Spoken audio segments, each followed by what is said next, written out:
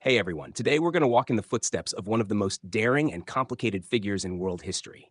You'll be right there, on the streets of Caracas, the peaks of the Andes, and the battle scarred plains of South America, living through the breathtaking story of Simón Bolívar. This is not just about flags and freedom. It's about one man who defied empires, tried to build a continent, and paid the ultimate price for a dream bigger than himself. So before you get comfortable, take a moment to like the video and subscribe, but only if you really like what I'm doing here. Also, wherever you're listening from, Buenos Aires to Boston, drop your location and time zone in the comments.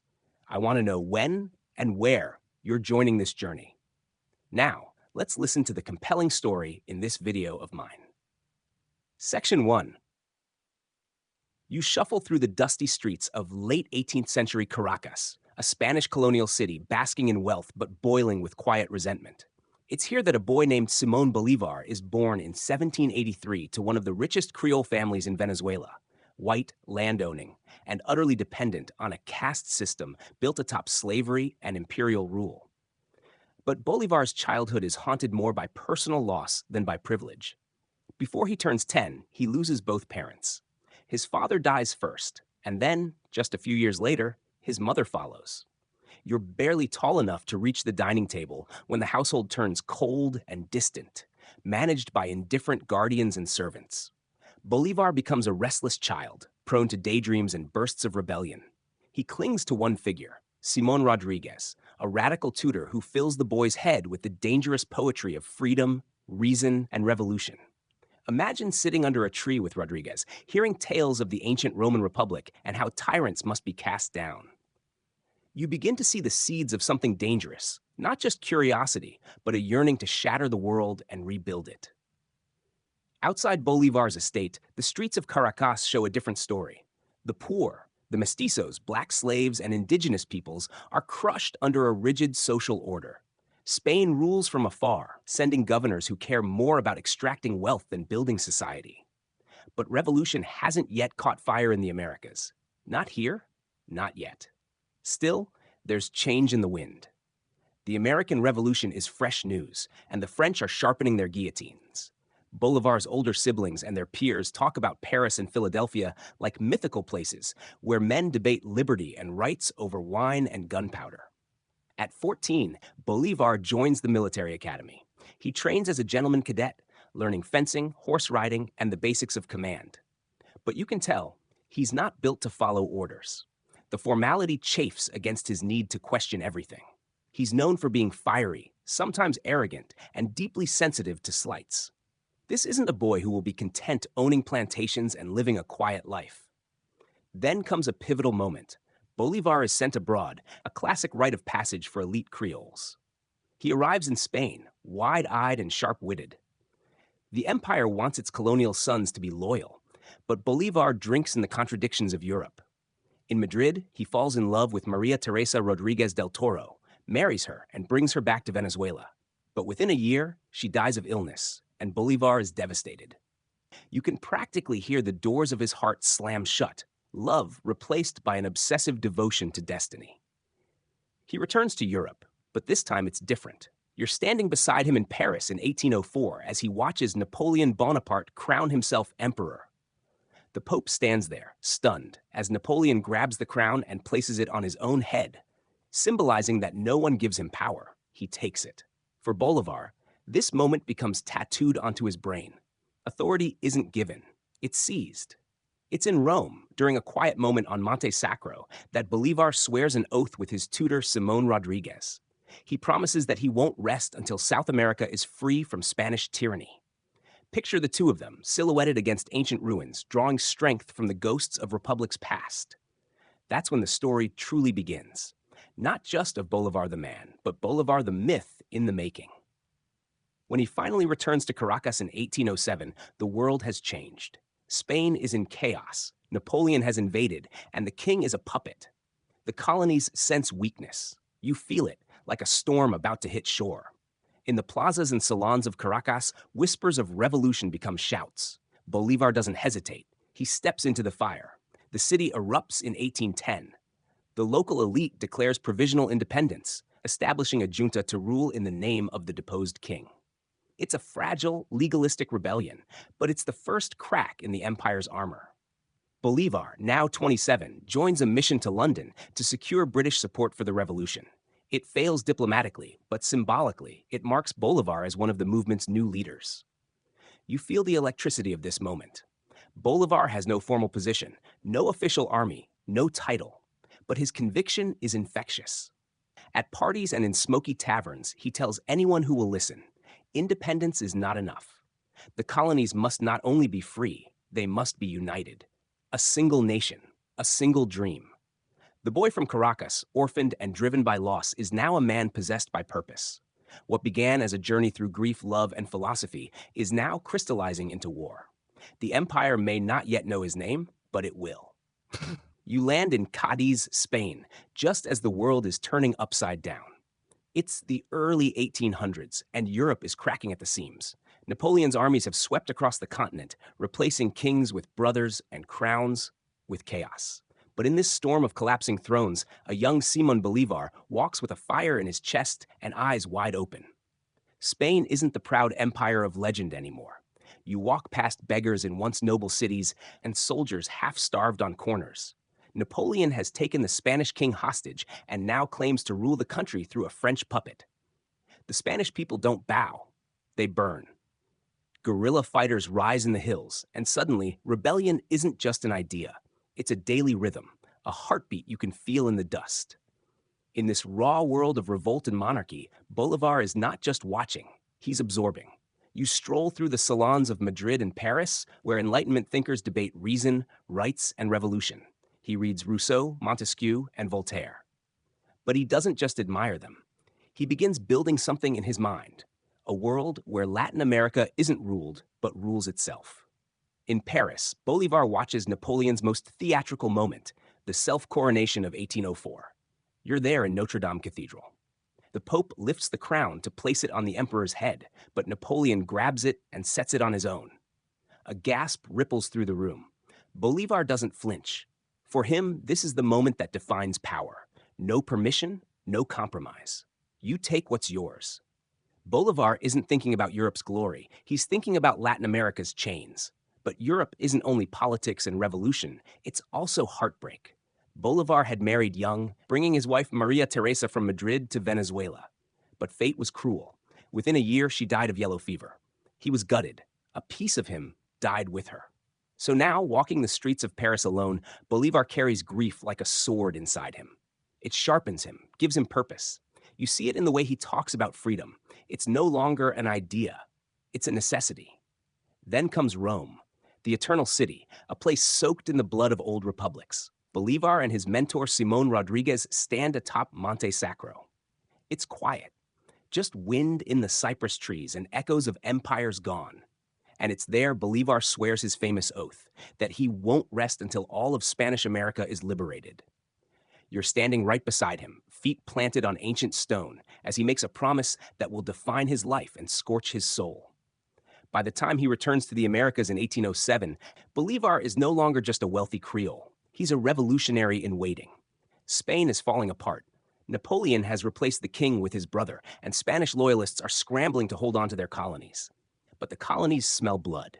In Caracas, Buenos Aires, and Bogotá, the local elites begin organizing juntas, provisional governments to protect the crown. But really, they're training wheels for independence.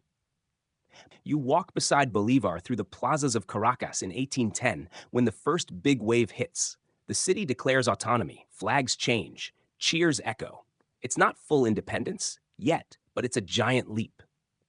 Bolivar is sent to London to seek support from Britain. He travels with Luis López Méndez and Andrés Bello, hoping to charm the British into backing their cause. London doesn't bite, but Bolivar doesn't come back empty-handed. He meets Francisco de Miranda, a legendary Venezuelan exile who had fought with Washington and Lafayette. You feel the electricity as Bolivar stands face to face with the man he once idolized. But Bolivar quickly sees the cracks. Miranda is brilliant but cautious. He speaks of slow reform and careful alliances. Bolivar wants none of it. He wants fire, thunder, and transformation. A new world, not a half-fixed old one. Back in Caracas, Bolivar pushes for full-blown independence. No more half measures. The first Venezuelan republic is born in 1811. You feel the rush, marching bands, declarations, the smell of ink on parchment. Bolivar is still a young officer, but his speeches thunder through the streets. We are free men, and we will die free. But revolution is never clean.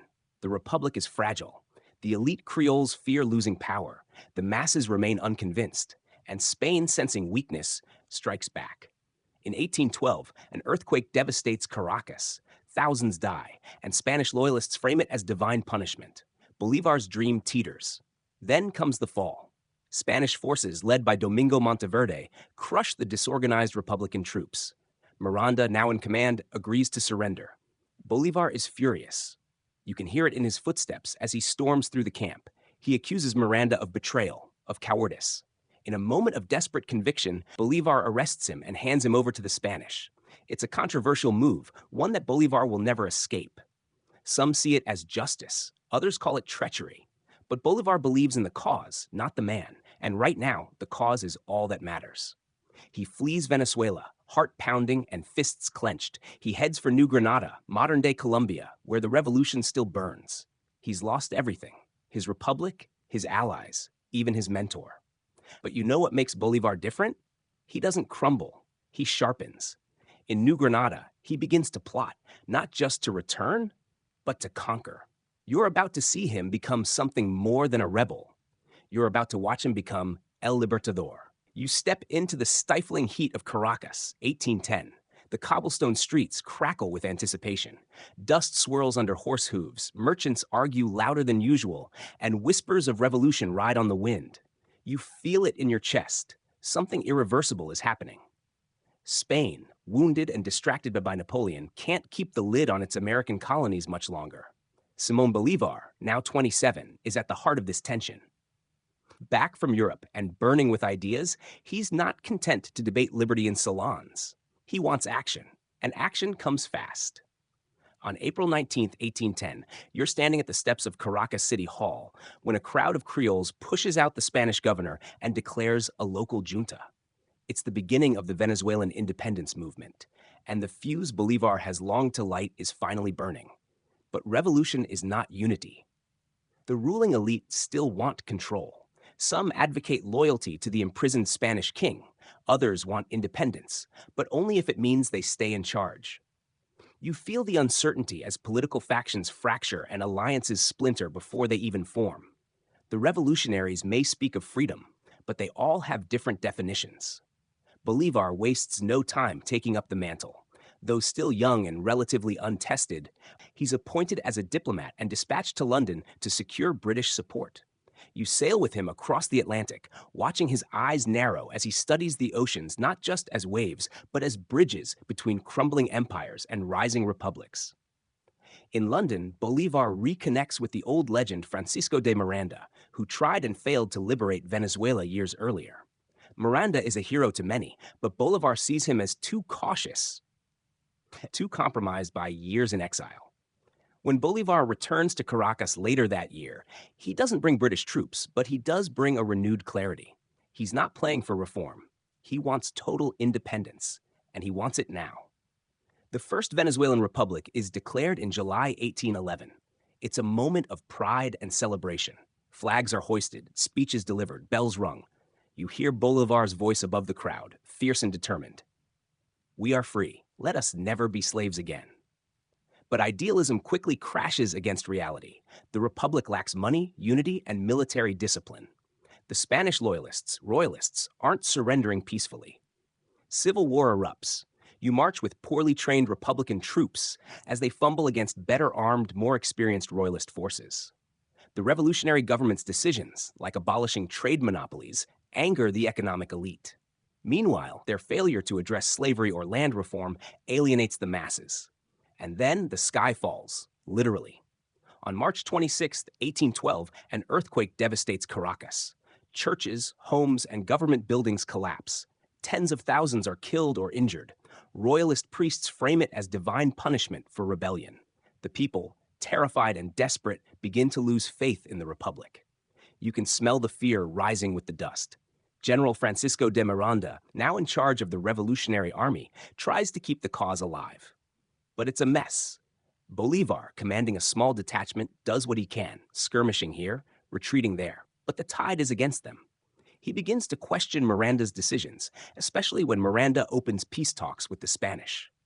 When Miranda eventually surrenders to Spanish General Monteverde, Bolivar is enraged. He sees it as betrayal, pure and simple.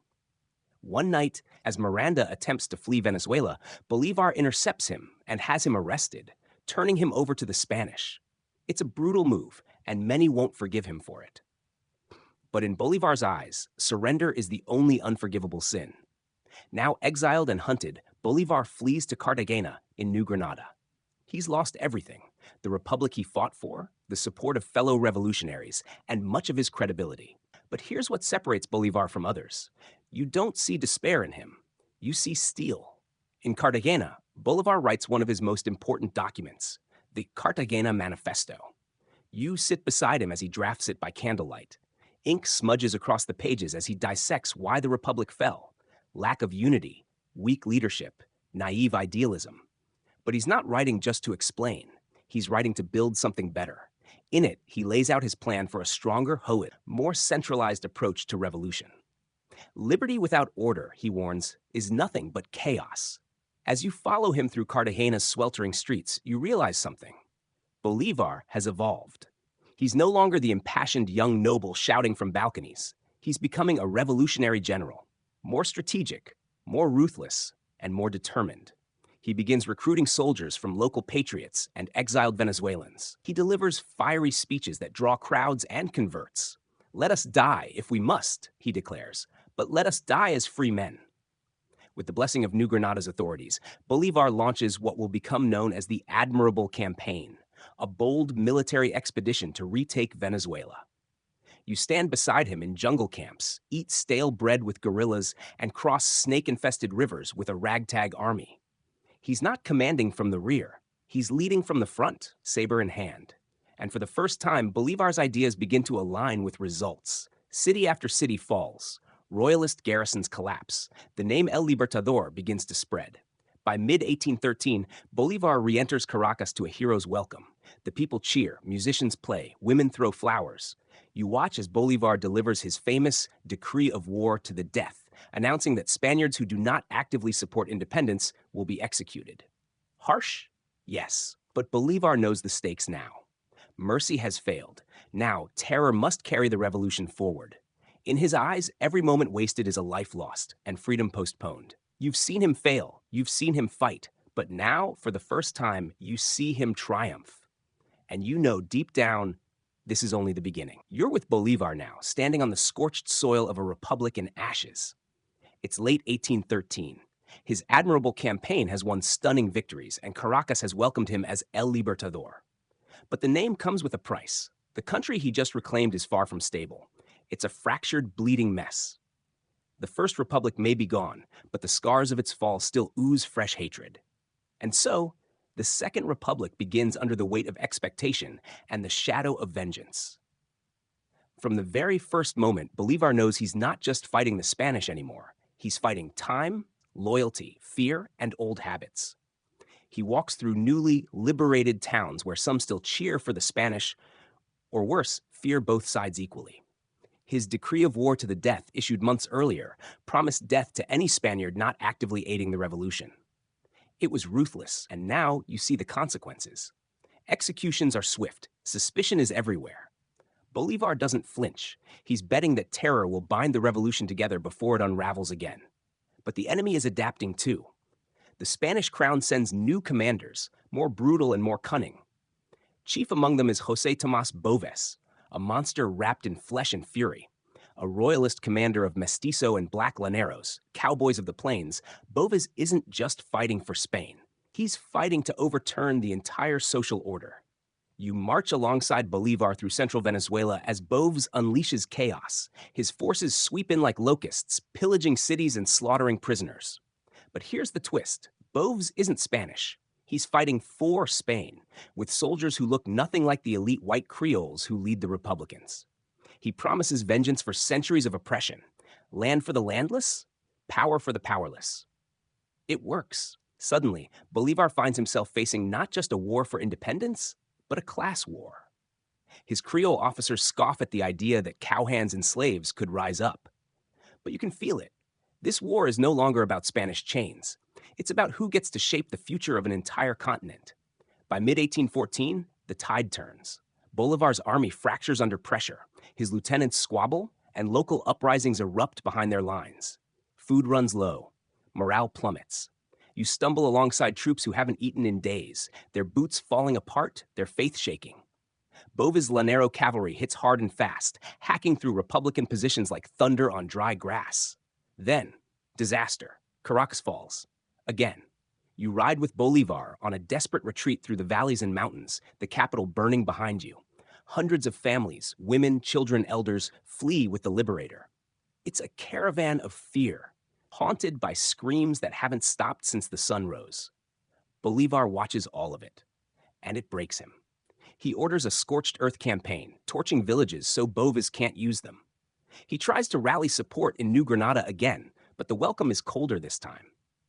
You feel the distance grow between Bolivar and his allies, especially in Bogotá, where New Granadan politicians question his leadership, his methods, and even his morals. Then comes the ultimate humiliation. In late 1814, Bogotá turns against him. The government strips him of command. Angry mobs shout his name, not in praise but in blame. Dictator, they hiss.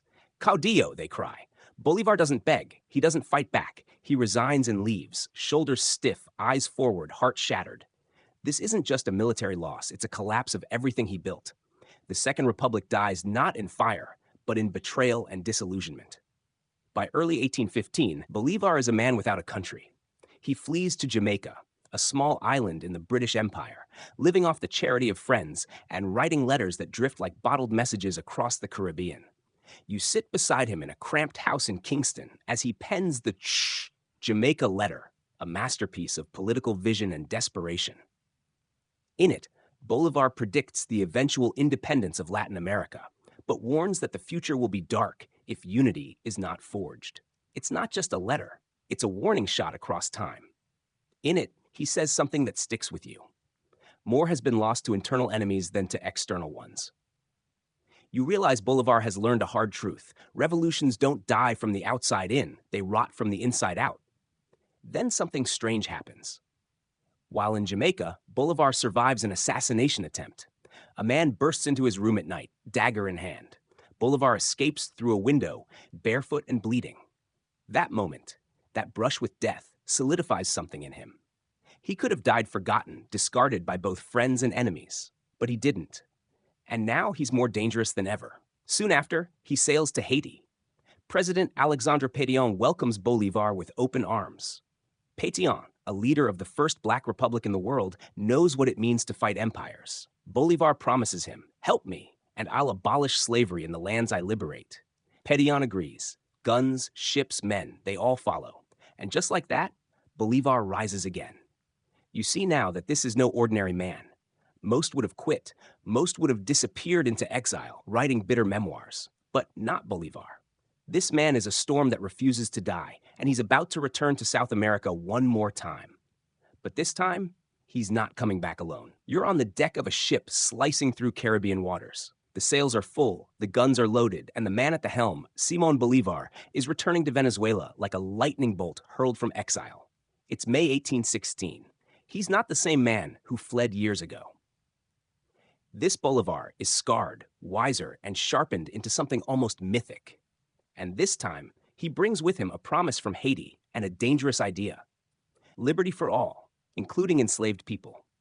He lands first on the island of Margarita and rallies a small force. You watch the local patriots gather around him, hungry for revenge and for purpose. Bolivar wastes no time. In July, he issues a radical decree, the abolition of slavery in all territory he liberates. It's more than words, it's a game changer. He knows what he's doing.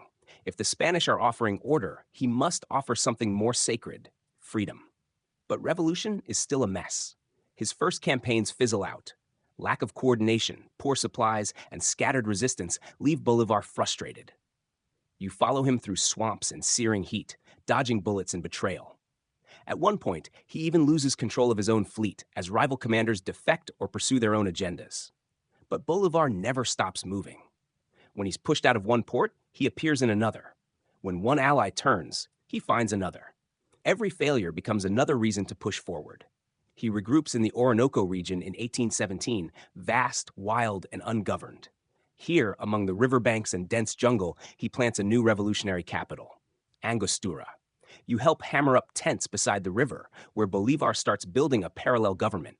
Ministers are appointed, laws are drafted, and orders are issued as if this rebel outpost is already the capital of a free republic. It's bold. It's risky. It's pure Bolivar. And now comes a new element. The Llaneros. These plainsmen, tough, proud, often poor, had once fought against the Republicans. Remember Bovis? After his death, many Llaneros drifted, suspicious of both royalists and Creole elites. But Bolivar has a secret weapon, General José Antonio Páez. Charismatic, wild, and adored by the Llaneros, Páez joins Bolivar's cause in 1818. Together, they begin to reshape the revolution. You watch Bolivar change before your eyes. He learns to speak not just to generals and politicians, but to the people. The man who once wore silk in Caracas now rides bareback beside Páez, sleeping on dirt, eating boiled roots, laughing with fighters who once swore they'd kill him. Bolivar is building something that the Spanish never could. A coalition of loyalty, not just obedience. In the plains, Bolivar begins launching guerrilla strikes, fast, unpredictable, devastating. His troops ride into battle barefoot and shirtless, muskets slung across their backs, machetes flashing in the sun. You charge beside them through waist-high rivers where crocodiles slide past your legs. You light torches and burn royalist supply depots in midnight raids. You don't know whether you'll survive the next hour, but Bolivar does. He believes you will. And then comes his most insane idea yet. Liberating Venezuela by sea and swamp hasn't worked. So now, Bolivar will go over the mountains, a path so dangerous no sane army has tried it before. He will cross the Andes. His destination, New Granada, modern-day Colombia. The plan is as daring as it is suicidal. It's the rainy season. The Andes are soaked, freezing, and death waits around every corner. Altitude sickness, landslides, starvation. But Bolivar sees something no one else can. If he can strike the Spanish from the unguarded back door, he can liberate New Granada in one blow. You begin the climb in June 1819. The ascent is brutal. Horses collapse. Men vomit blood from altitude. Frostbite claims fingers, then toes. You watch Bolivar wrap his own coat around a freezing soldier and press forward, eyes burning through the fog. Then it gets worse. Rain turns trails into sludge. Lightning crashes above narrow passes. You sleep beside the graves of those who didn't make it. Supplies run out. You chew leather belts. Bolivar's soldiers are marching skeletons, yet they refuse to stop. You reach the other side, a ragged ghost of an army. But on the green fields below lies New Granada. And the Spanish, they have no idea what's coming. Bolivar strikes first at Pantano de Vargas, a bloody, chaotic fight in muddy marshes.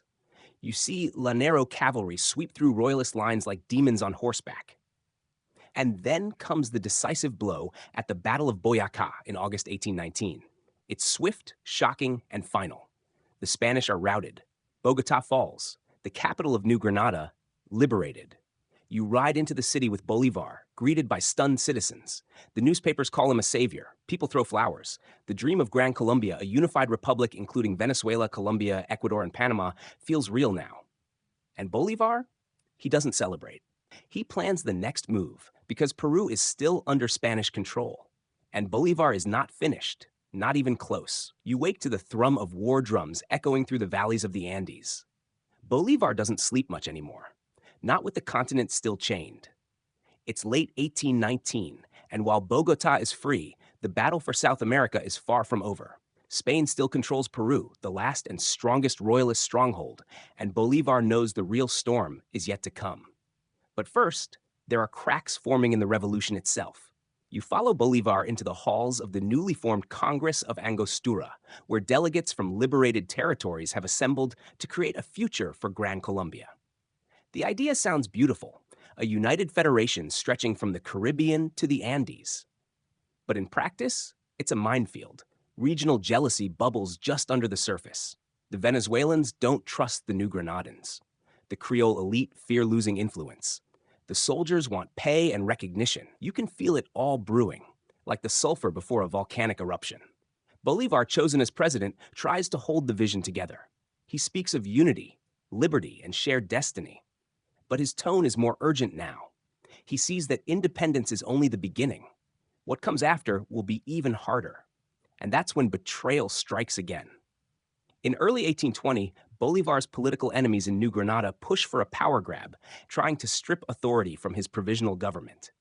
At the same time, royalist forces regroup and receive reinforcements from Spain. You can almost hear Bolivar's patience snap. He doesn't lash out with swords, he sharpens his strategy instead. The next chapter of the revolution must be swift, deadly, and final. To do that, Bolivar needs new blood. He turns to Antonio José de Sucre, a young, brilliant general with a calm mind and fierce loyalty. Sucre becomes Bolivar's sword arm, a perfect complement to Bolivar's fire. Together they hatch a bold plan. They'll head south to liberate Quito, and from there, strike into Peru. You saddle your horse and ride with them through the dense jungles and dizzying peaks of the Andes. The campaign into Ecuador is brutal. Spanish forces defend mountain passes with artillery and ruthless discipline. But Bolivar and Sucre adapt. You sneak through narrow trails in the mist, descend on outposts in the dead of night, and gather support from local populations weary of war but desperate for freedom. Then comes the Battle of Pichincha, May 1822. It's one of Sucre's finest hours. You watch from the slopes of the volcano as his troops outflank the royalists in a surprise maneuver. The battle is fast, savage, and glorious. By the end of the day, Quito is free, and Bolivar arrives soon after to cheers, church bells, and flower-strewn streets. But that's not all that's waiting for him in Quito. You're there when Bolivar meets Manuela Sáenz, an aristocrat turned revolutionary, as fearless as any general. Sparks fly instantly. She rides, she fences, she challenges him intellectually. And unlike the politicians and flatterers surrounding him, Manuela tells Bolivar the truth. Their love affair begins, not in whispers, but in thunder. She becomes his confidante, his protector, and later, his savior. From Quito, Bolivar heads to Guayaquil to meet the other giant of the South American Revolution, José de San Martín. The room is quiet, but you can feel the history quivering between them. San Martín has liberated Argentina and Chile and now controls Lima, the capital of Peru. He wants Bolivar to finish the job. The meeting is cordial but tense, two lions sizing each other up. San Martín favors monarchy. Bolivar demands a republic. No one knows what they say behind closed doors, but when they emerge, San Martín resigns and quietly returns to Argentina. Bolivar now has full control of the liberation movement across northern and central South America. But the next campaign will be his most difficult. Peru isn't like Venezuela or Colombia. Here, the royalists are stronger, the terrain more complex, and the divisions deeper. Even within the patriot ranks, Peruvian officers eye Bolivar suspiciously. He's a foreigner to them, a general from the north with big dreams and even bigger ambition. Still, Bolivar sets up base in Trujillo, begins training fresh troops, and calls for more support from the north. Supplies arrive. Recruits trickle in, but every step forward is met with resistance, both from the Spanish and from the very Republicans he's trying to help. Then, in 1824, the tide begins to turn. Bolivar launches a risky strike at Junín, where his cavalry, led by Sucre and the heroic Venezuelan lancers, smash the Spanish in open field. The victory is stunning and morale soaring. But it's not enough. The final blow must fall at Ayacucho. You march there with Sucre and Bolivar's elite forces. The Spanish have fortified the highlands. Their generals are experienced. Their artillery is heavy. But the Patriot Army has something the Spanish don't: belief. On December 9, 1824, Sucre leads the charge at Ayacucho. It's a symphony of precision and courage. Cannon fire cracks the air. Cavalry thunders across the plains. When the dust settles, the Spanish viceroy surrenders. It's the final collapse of Spanish rule on the South American mainland. The war is over. You stand on the battlefield among weeping soldiers, shattered flags, and the silence of freedom. Bolivar doesn't cheer. He doesn't dance. He simply closes his eyes and exhales. 6 nations owe their liberty to this man. But even now, he knows liberty is only the beginning. The cannons are silent now, but peace has never felt so uneasy. You're in Lima, capital of newly liberated Peru, standing at Bolivar's side as he surveys a land he bled to free. He should be celebrated, worshipped even. But instead, suspicion clings to him like smoke after battle. It's 1825. Spain's empire in the Americas is shattered. Bolivar is hailed as El Libertador across the continent. And yet, freedom, like war, has a bitter taste. Because once the enemy is gone, the revolutionaries begin to turn on each other. Bolivar, now at the height of his power, doesn't rest. Instead, he carves a new nation from the southern provinces of Upper Peru. You sit beside him as he pens its name. Bolivia, a tribute to his legacy. He drafts its constitution himself, envisioning a nation ruled by a president for life with the power to ensure stability. To Bolivar, it's the only way to stop chaos before it starts. But that's the problem. The dream he once swore on Monte Sacro, that of a united, democratic Latin America, is now bending under the weight of his own authority. You can see it in the eyes of the Peruvians who call him dictator. You can feel it in the tension radiating from Gran Colombia, where the cracks of nationalism are growing louder than the hymns of unity. Still, Bolivar presses forward. He returns to Gran Colombia in 1826, hoping to revive his vision. But his homeland, sprawling, diverse, and divided, is slipping from his grasp. Venezuela wants autonomy. Ecuador questions its role in the Union. The Congress at Bogotá is paralyzed by infighting. You walk with Bolivar through echoing halls filled with shouting lawmakers and backstabbing bureaucrats. He's furious. How can men born from revolution have such short memories, he mutters. In a last-ditch effort, Bolivar calls for a constitutional convention in Ocana. He hopes to create a stronger central government to hold the republic together. But the plan backfires spectacularly. Opponents accuse him of monarchist ambitions. Some whisper that he's lost the people. Others outright declare that the Liberator has become the tyrant he once vowed to destroy. And then the worst news reaches him. Francisco de Paula Santander, once Bolivar's loyal second-in-command, now opposes him openly. Bolivar trusted Santander to hold Colombia together during the Southern campaigns. But now the two men clash over everything: power, philosophy, and the future of the Republic. The split is personal, and it's devastating. As the political war rages, Bolivar's health begins to falter. You notice it: his persistent cough, his sunken cheeks, the way he leans a little harder on the table as he speaks. Years of battle, heartbreak, and betrayal have worn him down, but he refuses to stop. Instead, he pushes for one last grand move: a Congress of Panama meant to unite all independent American nations into a single continental alliance. It's a noble dream, but no one shows up. Only a handful of delegates arrive. Most nations send observers with no real power. Others avoid it altogether. Even the United States, which Bolivar hoped would join, sends lukewarm support. And even that dies in translation. You're in the hall as Bolivar opens the Congress, eyes scanning empty chairs, fists clenched under the table. His vision, his sacred oath on Monte Sacro, is dying before his eyes. And then comes the unthinkable. In September 1828, in Bogotá, Bolivar survives an assassination attempt.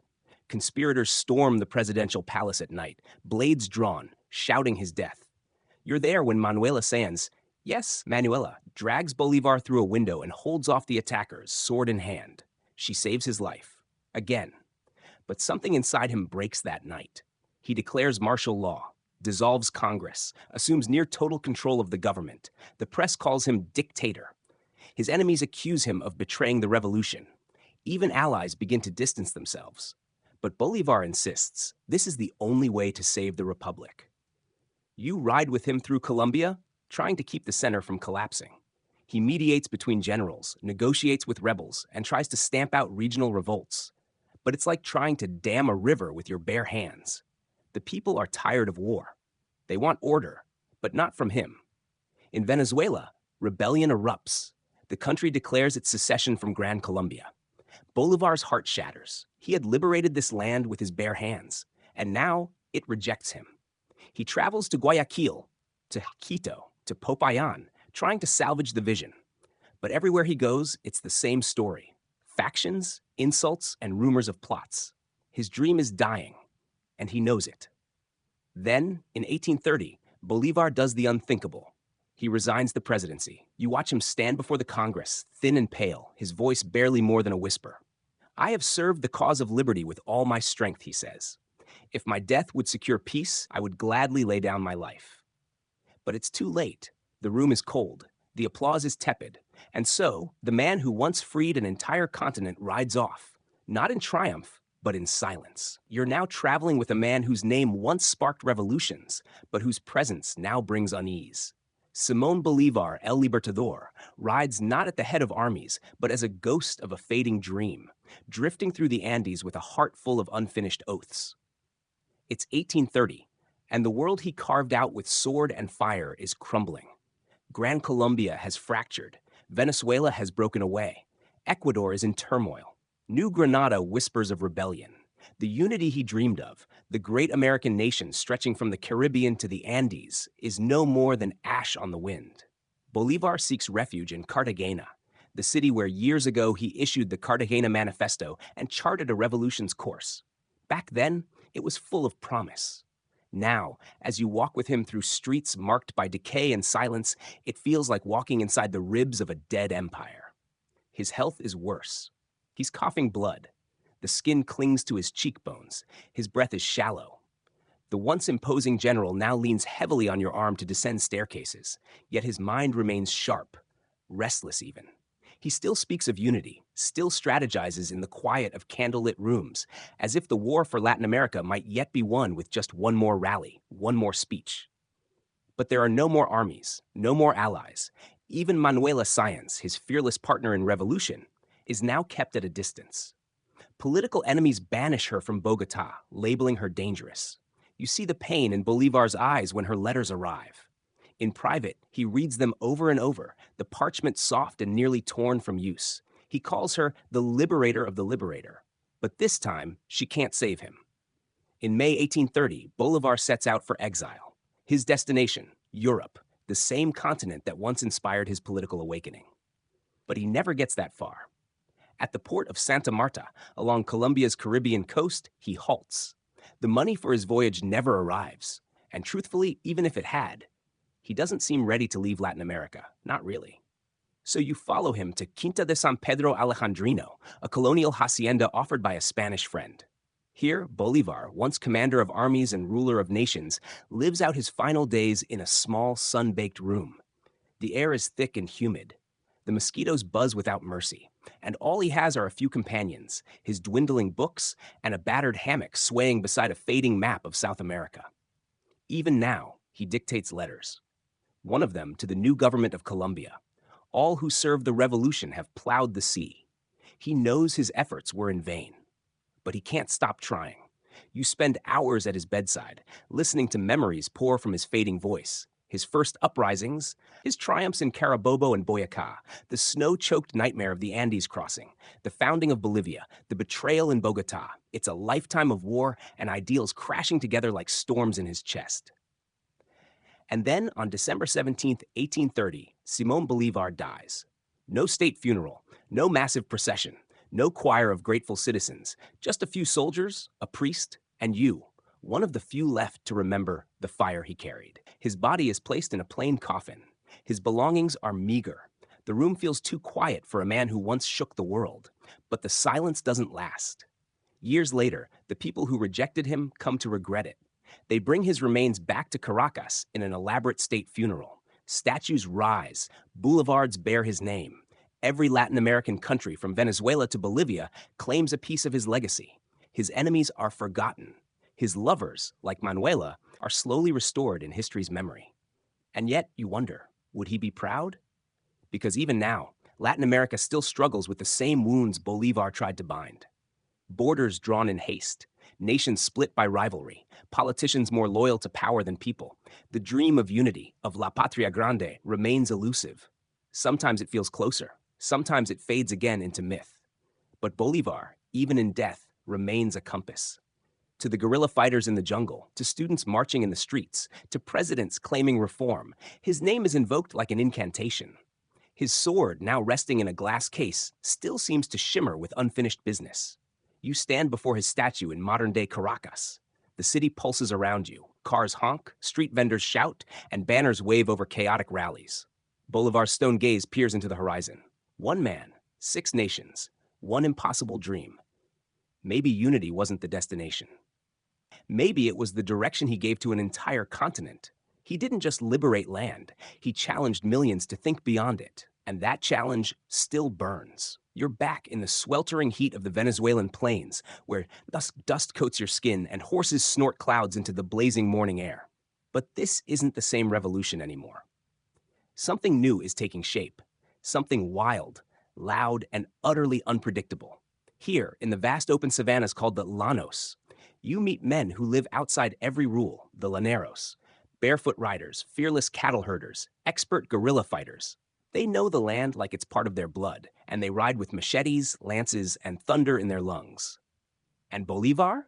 He's here too. Still coughing, still tired, but once again ready to gamble everything. Because this time, he's not just fighting Spain. He's fighting despair. The Llaneros had been brutal enemies of the early revolution. Many sided with Spain, seeing the aristocratic Criollo elite, people like Bolivar, as no different from the colonial rulers. But Bolivar has changed. He's learned from defeat, and now in 1817, after years of setbacks, exile, and bloodshed, he comes to the plains not as a conqueror, but as a recruiter. You watch him meet José Antonio Páez, the Llanero commander feared across the frontier.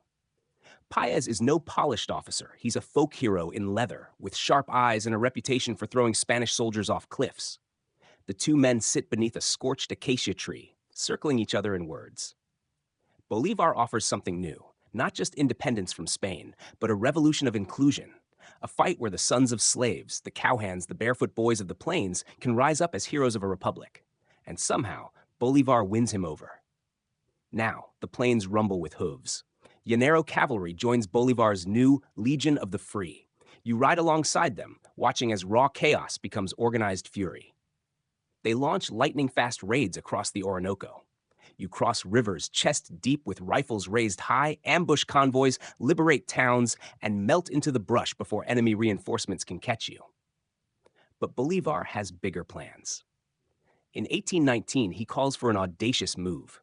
He wants to cross the Andes Mountains, strike into the heart of Spanish-controlled New Granada, and deal a death blow to the empire's northern grip.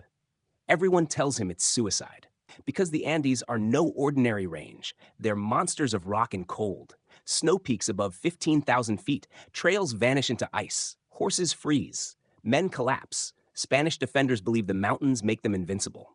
But Bolivar doesn't believe in impossible. And neither do the Llaneros. So you march.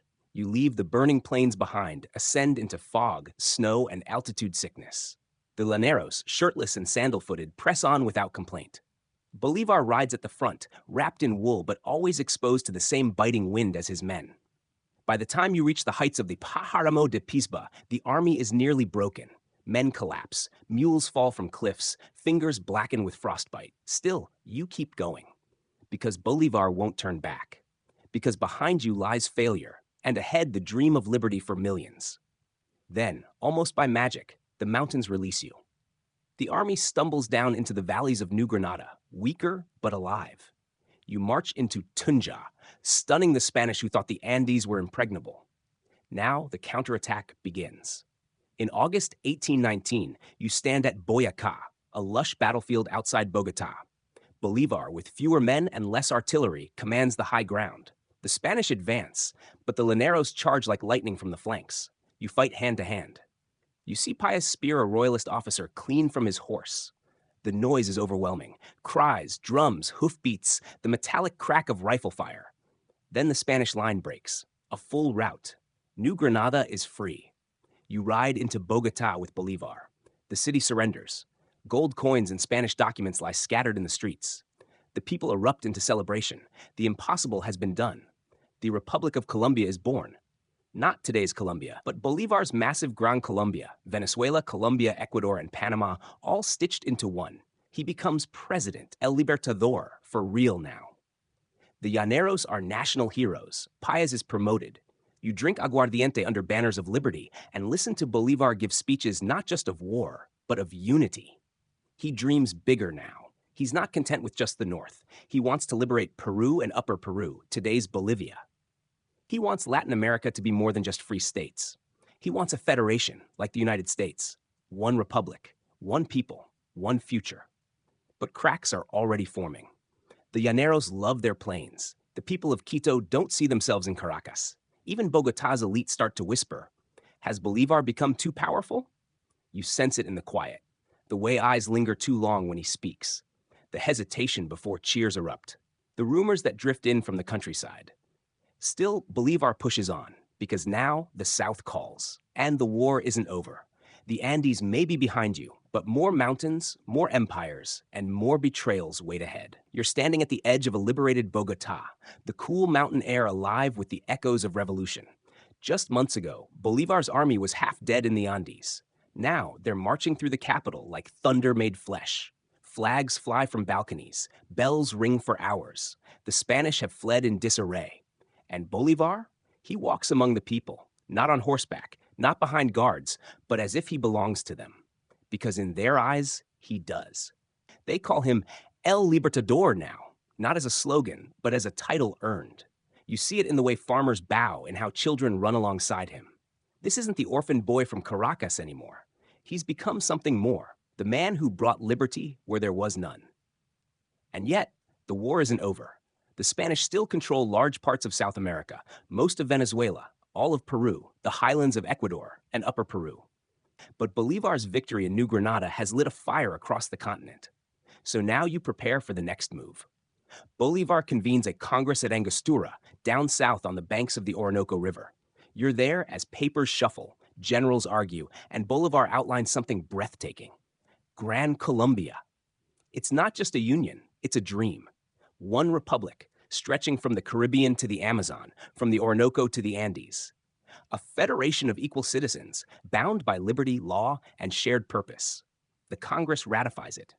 Bolivar is named president, and his trusted ally, Francisco de Paula Santander, becomes vice president. You ride through the streets at night, lanterns swaying from balconies. The city buzzes with optimism and tension. Not everyone agrees with Bolivar's vision. Some say it's too grand, too fast, too dependent on Bolivar himself. But there's no time to argue.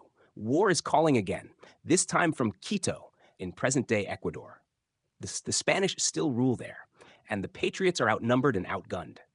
Bolivar sends one of his most brilliant generals, Antonio José de Sucre, to lead the campaign. You march with Sucre's forces across brutal terrain, rivers, jungles, and mountains once again. You hear whispers of Bolivar's name like a spell. Even in remote Andean villages, peasants say, "The Liberator is coming."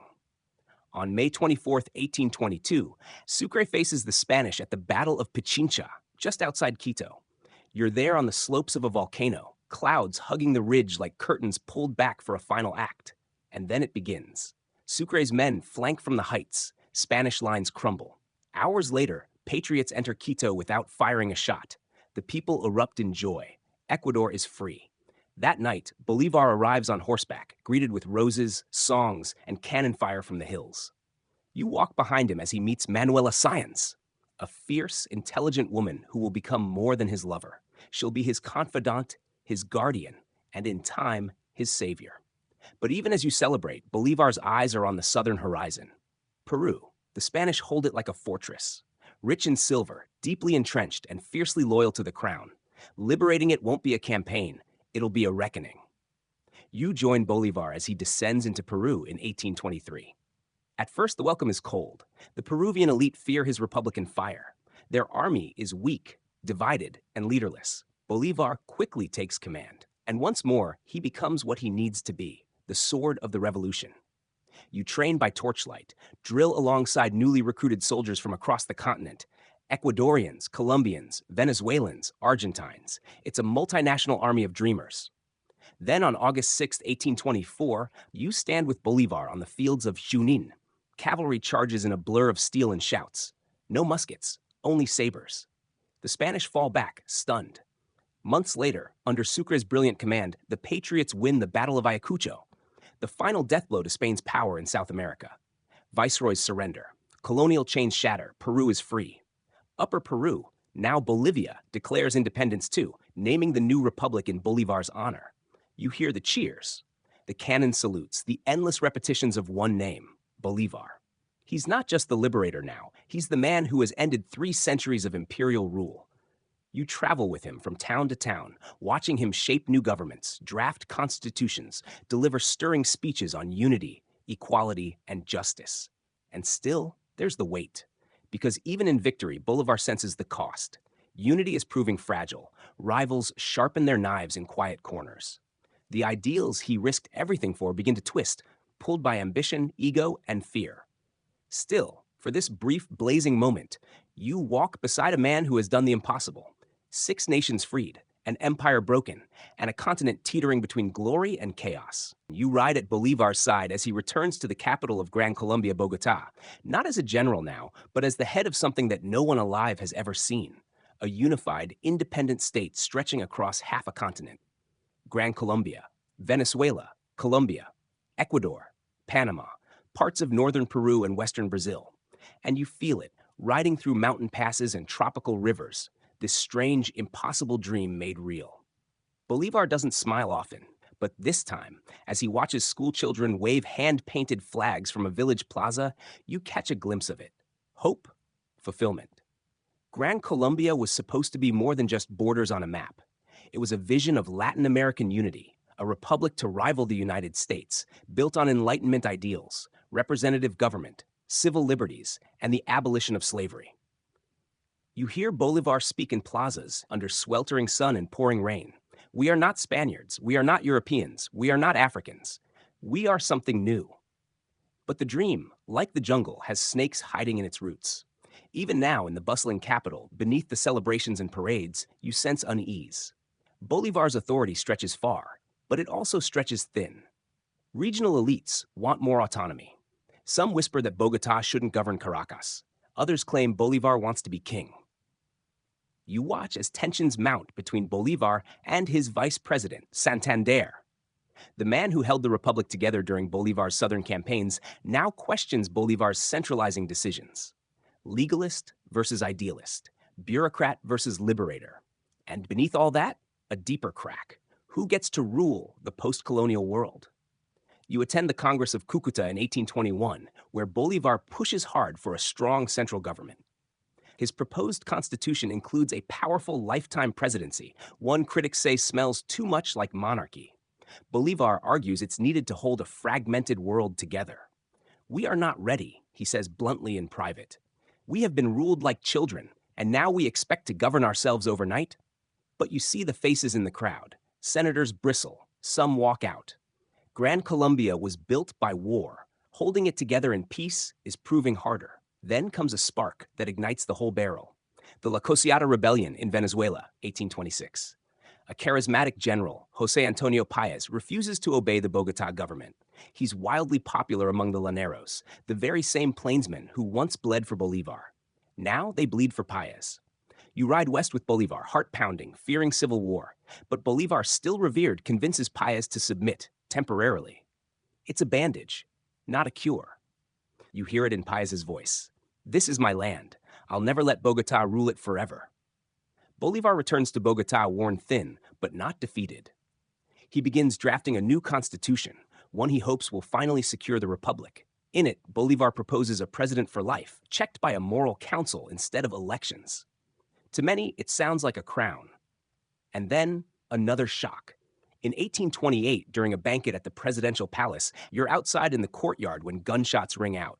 Screams echo. Assassins have slipped in through the shadows. Bolivar escapes only by leaping out of a window, naked and unarmed, with Manuela Sáenz stalling the killers to buy him time. She becomes a legend that night, La Libertadora del Libertador. But Bolivar is changed.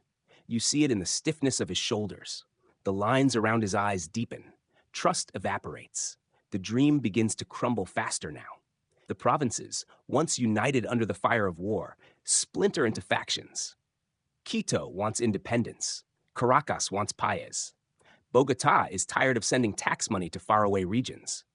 The myth of Bolivar is now a burden, even to him. You watch him walk the halls of government in silence. Letters pile up unanswered. The man who once crossed the Andes with nothing but fire in his blood now finds himself unable to cross a room without facing resentment. And yet, there are moments of brilliance still. In 1829, you travel with Bolivar to Guayaquil, where he once met José de San Martín years earlier. The city hasn't forgotten that moment. 2 titans of revolution shaking hands, neither claiming the crown. Back then, Bolivar had smiled. Now he simply nods. Gran Colombia is fracturing. Ecuador declares separation. Venezuela follows. Paez refuses further compromise. Santander is exiled. And you? You're left watching a nation tear itself apart, not with bullets this time, but with ballots, insults, constitutions, and pride. Still, Bolivar fights to hold it together. He writes, pleads, and negotiates until his ink runs dry.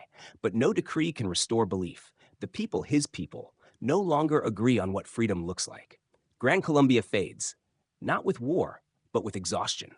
And Bolivar, he gives everything: his health, his fortune, his reputation. Because in the face of splintering, he refuses to turn the dream into a dictatorship. He steps back. He lets the people choose, even if they choose chaos. The air is thin as you climb into the highlands of Peru. Bolivar's breath is shallow, but his will? Unbroken. You've come here, not for rest, but for war. Again. Because even after liberating half a continent, Simón Bolívar isn't done. The Spanish still hold tight to Peru and the vast, rugged region that will soon bear his name, Bolivia. And Bolivar knows, if Spain holds on to Peru, then none of the revolutions are safe. Not Venezuela, not Colombia, not even Gran Colombia, whose very seams are beginning to unravel. So here you are again, watching Bolivar rally his army, drag cannons across mountains, and inspire tired soldiers with the same fire that once lit the Llanos. But something is different now. He doesn't fight for glory anymore. He fights to finish what he started. You march beside him to Junín in August 1824 through frozen rivers and steep cliffs. The enemy, a professional Spanish cavalry under General Canterac. The terrain is open, a perfect field for the kind of high-speed maneuvering Bolivar's Llanero horsemen excel at. The sun rises, Bolivar rides ahead, and then the trumpet of charge. You see lances glint in the sun, horses thunder across the plain. No firearms, no artillery, just the raw, echoing crash of man and beast. You grip your saddle tighter. The Peruvian rebels and Colombian lancers smash into the Spanish line. The Spanish buckle. Then they run. Junín is a bloodless victory in terms of casualties, but its psychological shock is enormous. Spain is rattled, Bolivar is back, and the tide is turned. But the real test comes 4 months later. Ayacucho, December 9th, 1824. You arrive in the Andean highlands under General Antonio José de Sucre, Bolivar's protege. Bolivar himself won't lead the charge here. Logistics, illness, and politics keep him in the north, but his plan, his army, and his dream are all present. Ayacucho becomes the final, decisive blow against Spain's continental ambitions. Sucre's forces outmaneuver the Spanish viceroy's army and trap them on the plateau. The battle is swift, brutal, and total. Spanish generals surrender. Their forces collapse. It's over. 3 centuries of colonial rule end on that mountain. You kneel in the dirt and weep, not for joy, but from sheer exhaustion. The dream is alive. And then a new nation is born. Bolivia. They name it after him, the Liberator. You travel with Bolivar as he enters the new republic. He doesn't want the presidency. He doesn't even want to stay long.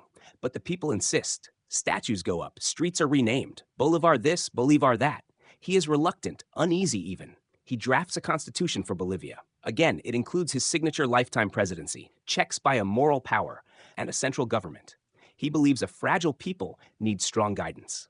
But as you watch him speak to the Bolivian Congress, you feel the shadows growing longer. Because Bolivar knows this model is a temporary fix. The deeper disease, factionalism, caudillismo, tribalism, it's spreading. He leaves Bolivia and heads back to Gran Colombia. The situation there is worse than he imagined. Venezuela is boiling. Paez is in open defiance. Colombia is paralyzed by bureaucracy. Ecuador is drifting toward independence. Even Peru, the country he just saved, turns cold. The elites whisper that Bolivar wants to be emperor. His reforms challenge their power. His title, Supreme Protector of Peru, starts to sound more imperial than republican. You travel to Lima and see the writing on the wall. Bolivar's authority is being erased. His face vanishes from coins. His decrees are rescinded. One by one, the governments he helped birth begin pushing him away. And yet, Bolivar remains committed. You sit with him in candlelit rooms as he drafts letter after letter, pleading for unity, warning of future tyrants, predicting chaos. His famous words fall from his lips like dying embers. He who serves a revolution plows the sea. You understand what he means. He created nations but failed to forge them into one. He travels one last time to Caracas, the city of his birth. Crowds gather, but they are not what they were. The applause is tired, the cheers are political. Behind every handshake, Bolivar senses suspicion. He doesn't sleep well anymore, not from fear, but from grief. And then, a final insult. In 1828, Bolivar declares himself dictator of Gran Colombia to preserve what remains of the republic. It's not ambition, it's desperation. The republic is fracturing, and democracy has no traction left. But the backlash is instant and fierce. Some call him Caesar. Others call him a traitor to his own ideals. You try to defend him, but the tide is too strong. Even his closest allies now doubt him. Santander's supporters call for trials. Paez consolidates power in Venezuela. Bolivar is increasingly isolated, increasingly ill. And then, he gives it all up. In 1830, he resigns the presidency of Gran Colombia. His farewell speech is raw and heartbroken. You stand beside him as he walks away from government, from power, from the revolution he forged. No fanfare, no parade. You ask him what's next. He doesn't answer. He simply says, "They don't want me anymore." Find yourself walking behind Bolivar now, not as a soldier or student of revolution, but as a silent witness to a slow undoing. The dream is dying, and Simón Bolívar, the liberator of South America, is watching it collapse from the margins. He has stepped down, no longer president, no longer a general, no longer anything really, just a man, ill, broke, exiled, a living legend without a nation. He moves slowly, his body broken by fevers, his soul weighed down by betrayal. Gran Colombia is disintegrating. Venezuela declares autonomy under José Antonio Páez. Ecuador secedes. New Granada, modern-day Colombia, is in turmoil with civil war looming and Bolivar's supporters purged from power. Everywhere you look, the ghosts of victory haunt the air. Statues go up in his honor even as his ideas are torn down. His enemies use his own constitution as fuel against him. They say he wanted a crown, a throne, that he betrayed the revolution. It stings more than any battlefield wound. You sit with Bolivar on a riverbank near Cartagena, and he pulls a crumpled paper from his coat, letters from allies who've turned their backs, a few from loyalists begging him to return. But there's no place left to return to. Bolivar is unwelcome in the capital. He has enemies in every province. Some even call for his arrest. And the press? They tear him apart. One newspaper brands him the Judas of the Republic. Another accuses him of being a tyrant in disguise. You try to remind him of Junín, Ayacucho, Boyacá, the battles where he risked everything. But he shakes his head. "None of that matters now," he mutters. "The people forget. They always forget." Still, he tries one last time. In May 1830, Bolivar boards a ship to the coast, hoping to leave South America entirely. He has a vision. Perhaps in Europe, he can find a quieter life, or at least peace. But Spain won't have him. The monarchies fear him. France and Britain, once allies of convenience, now ignore him. He returns to the Colombian coast, landing in the town of Santa Marta. The air is hot and sticky. His lungs rattle with every breath. Tuberculosis is winning. You walk with him through shaded alleys and overgrown gardens. This is no grand exile. There's no estate, no palace. He stays in the borrowed home of a local supporter, barely eating, barely speaking. But his mind is still sharp. He dictates letters, desperate to preserve the fragile memory of what he built. To future leaders, he warns, without unity, liberty is a mirage. You hear the regret in his voice. Not just political, but personal. Bolivar never married. He had lovers, friends, comrades, but he never allowed himself roots. His entire life was consumed by war, vision, and sacrifice. Now, near the end, he wonders if it was worth it. December comes. He is bedridden, thin, pale. The house is quiet. His doctors know the end is near. You sit by the window and watch the sea. And then, December 17, 1830, Simón Bolívar dies. No procession, no national mourning. His will is simple: burn his papers, protect the people who stayed loyal. No grand funerals, no crowns of laurel. You'd think it ends there, that the dream vanishes with him. But it doesn't.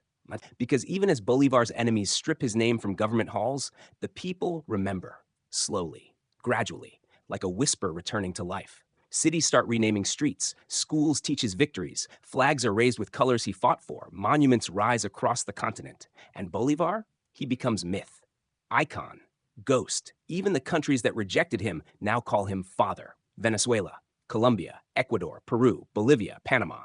All of them born from his revolution. But it's more than statues and flags. His dream of unity, though it failed politically, survives as an aspiration. Latin American leaders, from José Martí to Che Guevara to Hugo Chavez, invoke his name. Some use it for good, others less so. But the power of Bolivar's legend never fades. You stand at the foot of the Altar de la Patria decades later. His body, once buried in an unmarked grave, now rests in honor. Candles flicker. Silence hangs. He never lived to see the continent united, but he lit the fire. And maybe that's enough. You find yourself drifting through a continent Bolivar no longer walks, yet his shadow still clings to its mountains, rivers, and capitals. The man may be gone, but the struggle he began is still unfolding all around you. Years have passed since his death in Santa Marta, yet Bolivar's name is rising once again. This time not as a military leader, but as a symbol, invoked, dissected, manipulated. The countries he helped create, they have splintered beyond recognition.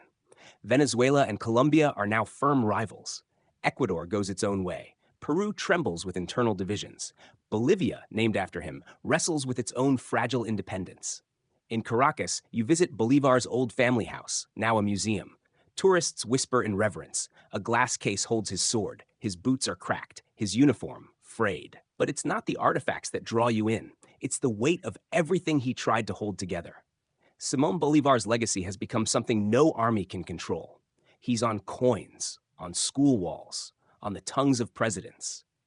Yet the real Bolívar, the man who spent a life trying to unify people who didn't want to be unified, is vanishing beneath layers of myth. You follow his trail to Bogotá, where a new generation calls for a second Bolivarian revolution. The Liberator would be proud, they say, but would he? The slogans bear his name. The policies sometimes distort his words. In Peru, they celebrate him as a military genius, but conveniently ignore his insistence on unity. In Venezuela, he's practically a secular saint. Politicians wear medallions with his image. Some quote him like scripture. But you wonder if they've read his warnings. He who serves a revolution plows the sea.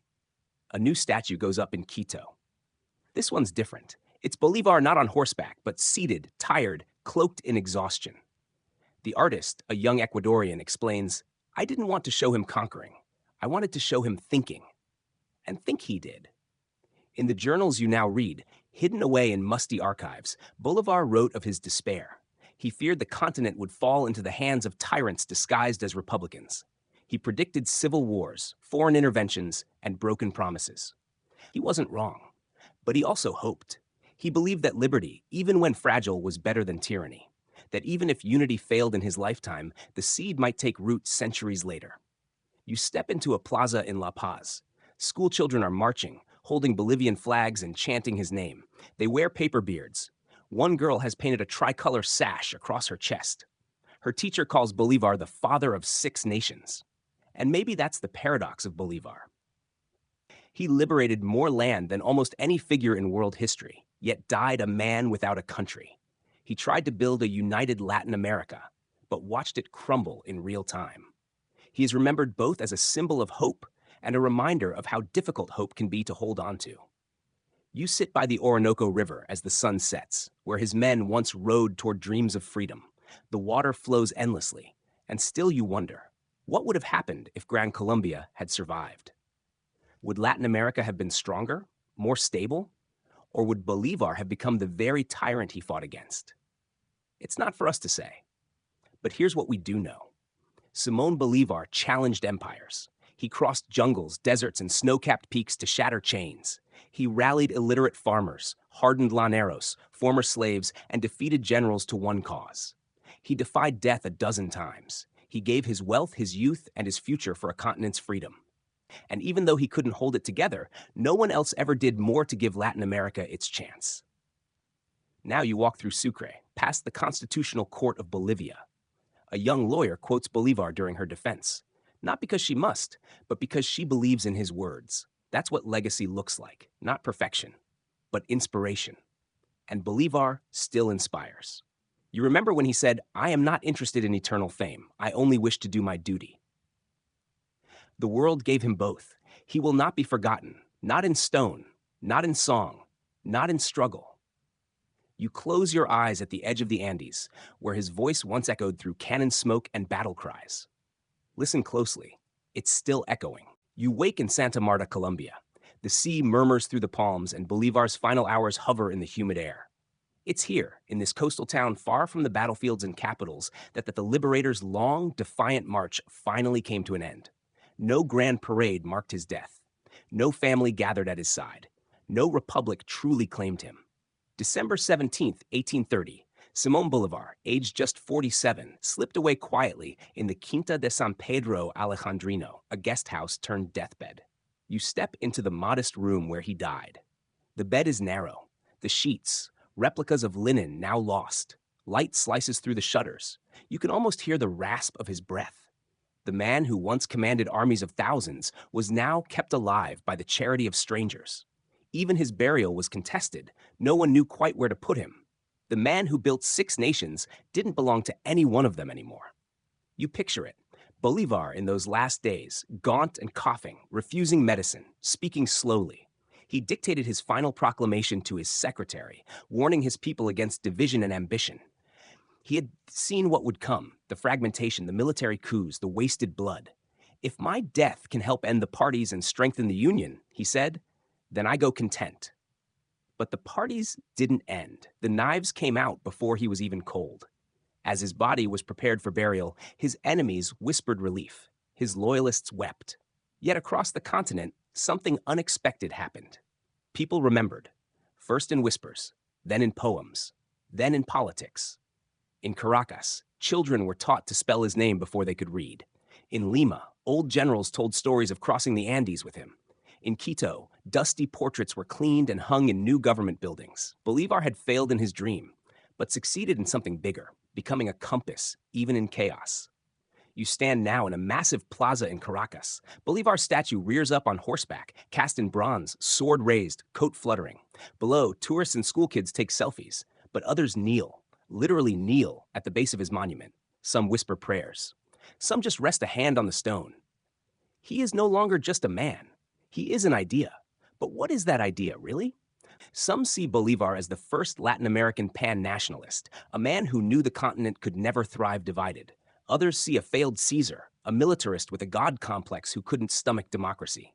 Still others insist he was both, idealistic and authoritarian, enlightened and ruthless. The truth is more complicated. You remember Bolivar, the exile, hiding in Jamaica, broke and forgotten. You remember him, the general, soaked in rain and blood, lifting the republic with tired arms. You remember him in Bogotá, weeping after yet another betrayal. You remember him walking into Santa Marta with no followers left, only ghosts. But most of all, you remember that he kept going. That's the heartbeat of the Bolivar story. He could have quit 100 times, but he didn't. He believed, even as everything fell apart, that Latin America deserved to be free, that it could stand proud, that it didn't need to live forever under European boots or internal corruption. He was no saint. He made catastrophic decisions. He turned friends into enemies. He flirted with dictatorship. He let his dream harden into obsession. But in that obsession, he forged something eternal. You visit Bolivia, the country that bears his name. In the capital, Sucre, a young activist reads Bolivar's letters with fresh eyes. We still haven't lived up to him, she says, but we're trying. In Colombia, school debates rage over Bolivar's flaws. He was wrong about some things, one teenager says, but without him, we're not even here. You look out over the valleys where his soldiers once bivouacked. The wind carries their memory. You pass through towns with streets named after his victories, Carabobo, Boyacá, Pichincha. You see flags he helped design, still fluttering. The man died in obscurity, but the movement? It didn't. Latin America is still wrestling with the questions Bolivar asked. Who are we? What does freedom really mean? Can we ever be more than fragments? The answers don't come easy, but Bolivar gave them the right to ask. And maybe that's his real gift. A sword cuts chains, but a dream? That lasts longer. And you, standing at the edge of this story, realize one final thing. The Andes still echo with hooves. The rivers still carry whispers of liberty. And across 6 nations and more, Bolivar rides still. Finish the script, enjoy listening, and subscribe to the channel for the next video.